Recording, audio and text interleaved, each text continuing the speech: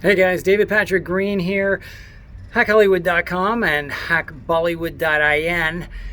Today I've got an excellent video based on thousands of people asking the same questions over and over and over. But before I get to it, please subscribe to my channel. And if you like the video, please like it and share it. And if you have any questions, comments, or suggestions, put them in the comment section below.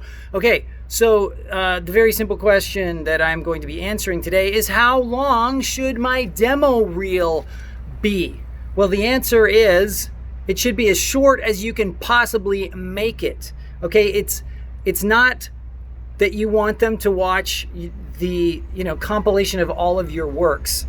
Okay, this is supposed to show that you might be a good choice for the role they are trying to fill at this particular time. So what you want to do, if you can, is actually have a video, a reel for every single part you ever audition for. And I know your agent will go, "You're crazy," but if you do that, then your chances of booking will increase astronomically, because what you want to do is present yourself in a way that will hopefully give promise to the producer or the director that you can actually do the thing that they want you to do, to fulfill the role that they need fulfilled. Okay, so if you have something that's very similar, then just send them that.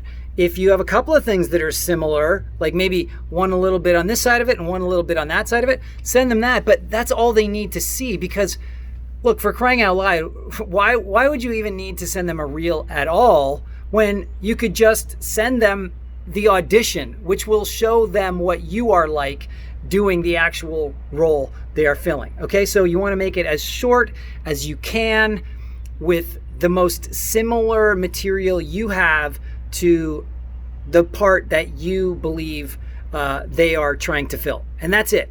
I hope this was helpful, guys. Let me know what you think. More comments, questions, suggestions, put them in the comment section below. Talk to you soon.